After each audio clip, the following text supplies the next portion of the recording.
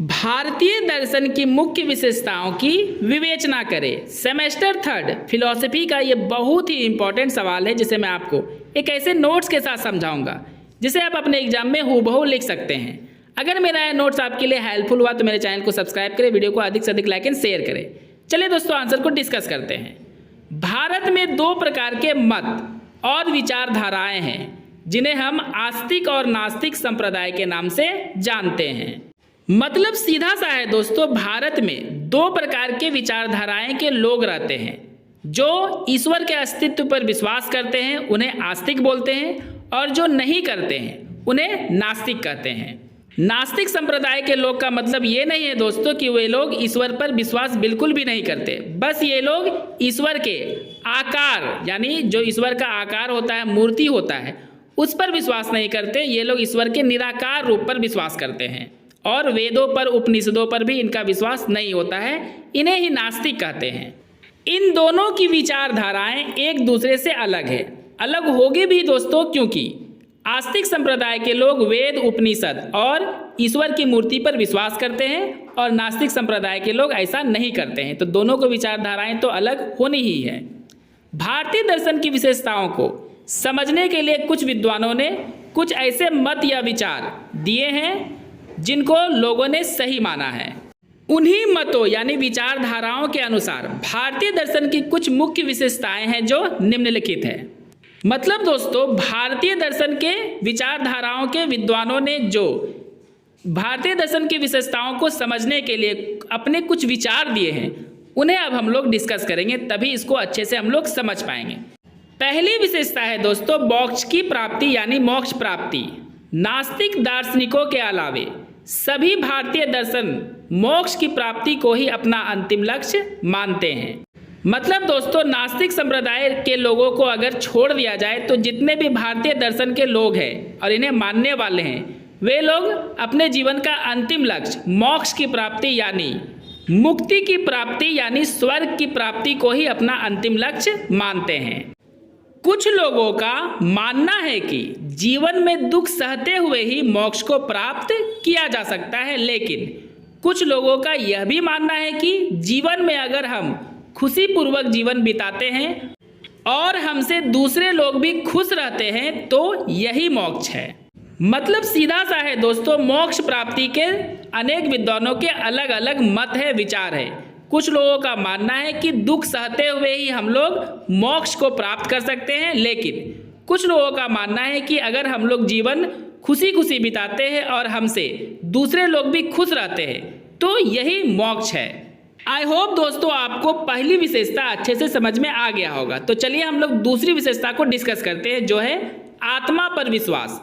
चारवाक और बौद्ध धर्म जो कि निर्गुण संप्रदाय के लोग हैं, उनको छोड़कर और जितने भी भारतीय दर्शन के लोग होते हैं वे आत्मा के अस्तित्व पर पूरा विश्वास करते हैं। नास्तिक संप्रदाय के लोगों का विचारधारा ही निर्गुण वाला होता है दोस्तों, और आस्तिक संप्रदाय के लोगों का विचारधारा सगुण वाला होता है। तो यहाँ पे जो चारवाक और बौद्ध धर्म के लोग हैं ये नास्तिक संप्रदाय के लोग हैं और इसीलिए इन लोगों की विचारधारा निर्गुण है और ये लोग जो है दोस्तों आत्मा पर विश्वास नहीं करते हैं। लेकिन इन लोगों को अगर छोड़ दिया जाए तो जितने भी भारतीय दर्शन के लोग हैं वे आत्मा के अस्तित्व पर पूरा विश्वास करते हैं। इनका मानना है कि आत्मा अमर होती है, ये कभी भी मर नहीं सकती है। मतलब दोस्तों, भारतीय दर्शन के जो सगुण विचारधारा वाले लोग होते हैं, जो नास्तिक नहीं होते हैं, इन लोगों का मानना है कि आत्मा अमर होती है, इसे मारा नहीं जा सकता। आत्मा केवल समय समय पर शरीर बदलती रहती है, क्योंकि शरीर दोस्तों मरणशील होता है, इस शरीर मर जाता है लेकिन आत्मा नहीं मरती है, इसलिए आत्मा समय समय पर शरीर बदलते रहती है। भारतीय दर्शन के उपनिषद और वेदों में भी आत्मा को काफी महत्व दिया गया है।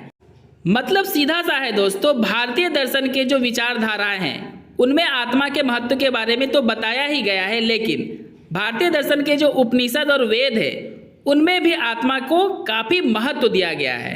आई होप दोस्तों आपको दूसरा पॉइंट भी अच्छे से समझ में आ गया होगा। तो हम लोग तीसरे पॉइंट को डिस्कस करते हैं, जो है आत्मनियंत्रण।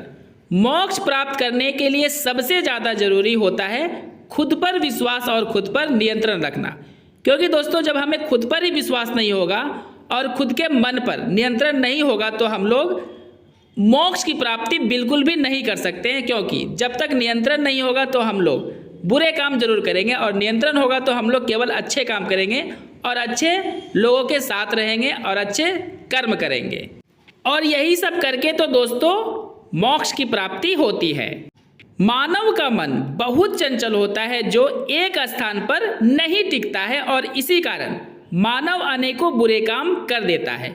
जैसा कि दोस्तों मैंने पहले ही आपको बताया है कि खुद पर विश्वास और खुद पर नियंत्रण होने से ही हम लोग बुरे कामों से बच सकते हैं और अच्छे कामों को कर सकते हैं, क्योंकि हमारा जो मन होता है वो एक जगह नहीं टिकता है।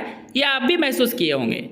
मन पर नियंत्रण रखने से मानव बुरे काम के बजाय केवल अच्छे काम करता है, जिससे मोक्ष की प्राप्ति होती है। चार्वाक के अलावे जितने भी भारतीय दर्शन के लोग हैं वे आत्मनियंत्रण पर काफ़ी अधिक जोर देने की बात कहे हैं। मतलब बड़ा सीधा सा है दोस्तों, जो चार्वाक संप्रदाय के लोग होते थे वे आत्मनियंत्रण पर ज़्यादा ध्यान नहीं देते थे, लेकिन इनके अलावे जितने भी संप्रदाय के लोग होते थे वे आत्मनियंत्रण पर बहुत ज़्यादा ध्यान भी देते थे और इसे बहुत ज़्यादा महत्व भी देते थे। खुद के मन को नियंत्रित करने से ही मानव अपने सभी इंद्रियों पर नियंत्रण रख सकता है, जिससे मोक्ष प्राप्त करने का लक्ष्य पूरा हो जाता है। ऐसा इसलिए दोस्तों क्योंकि ये हमारा मन ही है जो हमसे अच्छे और बुरे काम करवाता है, और जब हमारे मन पे हमारा ही कंट्रोल होगा तो हम केवल अच्छे काम करेंगे, बुरे कामों से बचे रहेंगे। नेक्स्ट पॉइंट को डिस्कस करते हैं हम लोग दोस्तों, जो है अज्ञानता। भारतीय दर्शन के लोगों का मानना था कि अज्ञानता के कारण ही लोगों को अनेकों प्रकार के दुख का सामना करना पड़ता है और दुखों के बंधन से उलझा रहता है। सीधा सा मतलब है दोस्तों, जब हमें ज्ञान नहीं होगा तो हमें अच्छे बुरे का कोई समझ नहीं होगा, जिससे हम लोग दुखों के बंधन में उलझे रहेंगे। मतलब कोई ना कोई ऐसा काम कर देंगे जिससे हमें दुख होगा, लेकिन जब हमें ज्ञान होगा तो हम लोग केवल अच्छे कर्म करेंगे जिससे हमें दुख नहीं होगा और हम लोग किसी भी बंधन में उलझे नहीं रहेंगे। भगवान बुद्ध ने भी कहा है कि अज्ञानता सभी प्रकार के दुखों का मूल कारण है। मतलब सीधा सा है दोस्तों, जीवन में हमें जितने भी प्रकार के दुख होते हैं वे केवल हमें अज्ञानता के कारण ही मिलते हैं और होते हैं। अज्ञानता के कारण ही लोग जन्म मरण और पूर्व जन्म के बंधनों में उलझे रहते हैं। मतलब दोस्तों ज्ञान नहीं होने के कारण लोग जन्म मरण और पूर्व जन्म के बारे में सोचते रहते हैं और इसी में उलझे रहते हैं, अपना विकास नहीं कर पाते हैं और ना ही मोक्ष की प्राप्ति कर पाते हैं। इस प्रकार अज्ञानता को दूर करके मानव को ज्ञान का मार्ग चुनना चाहिए, क्योंकि ज्ञान से ही जीवन के दुखों को समाप्त कर सकते हैं। इसे एक उदाहरण से समझते हैं दोस्तों कि लोग ज्ञान प्राप्त करके ही डॉक्टर बनते हैं और डॉक्टर बनकर लोगों के दुखों को समाप्त करते हैं। अगर वे ज्ञान प्राप्त नहीं करते तो डॉक्टर नहीं बन पाते और हमें अनेक प्रकार के दुखों का सामना करना पड़ता। आई होप दोस्तों आपको ये पॉइंट भी अच्छे से समझ में आ गया होगा। तो हम लोग 5वें पॉइंट को डिस्कस करते हैं, जीवन के प्रति निश्चित दृष्टिकोण यानी समझ। भारतीय दर्शन संप्रदाय के लोग हमेशा जीवन के प्रति एक सही दृष्टिकोण को अपनाने पर बल देते हैं, क्योंकि इनका मानना था कि इसके द्वारा केवल अपनी बुद्धि को ही सही दिशा नहीं मिलती बल्कि जीवन को भी सही दिशा मिलती है। मतलब सीधा सा है दोस्तों, जब तक हमारी समझ सही दिशा में नहीं होगी तो हमारा ना तो बुद्धि का विकास होगा और ना ही जीवन का विकास होगा। इसलिए भारतीय दर्शन संप्रदाय के लोग अपने जीवन के प्रति एक निश्चित दृष्टिकोण रखते थे यानी समझ रखते थे। पुराने दर्शन के विचारकों ने दर्शन के ज्ञान को केवल बुद्धि की कसरत ही माना है और कुछ भी नहीं। मतलब सीधा सा है दोस्तों, दर्शन शास्त्र के जो पुराने विचारक थे वे दर्शन के ज्ञान को केवल बुद्धि की कसरत मानते थे और कुछ भी नहीं। लेकिन भारतीय दर्शन के विचारक जो हुए वे दर्शन शास्त्र के ज्ञान को केवल बुद्धि की कसरत ही नहीं, जीवन को सही मार्ग दिखाने की भी ज्ञान की बात कहते थे। दर्शन शास्त्र के पुराने विचारक थे दोस्तों अरस्तु, सुकरात और प्लेटो। दोस्तों अगर मेरा ये नोट्स आपके लिए हेल्पफुल हुआ है और आपको समझ में आया है तो कमेंट करके जरूर बताएं। और आपको इसी तरह का सारा वीडियो चाहिए अपने कोर्स का तो सब्सक्राइब करके जुड़ जाए मेरे चैनल के साथ और वीडियो को अधिक से अधिक लाइक एंड शेयर करें। दोस्तों आपको पैराग्राफ फिर से चेंज कर लेना है। संक्षेप में यह बात बिल्कुल स्पष्ट हो जाती है कि भारतीय दर्शन संप्रदाय के विचार हर प्रकार के ज्ञान से भरे हुए हैं।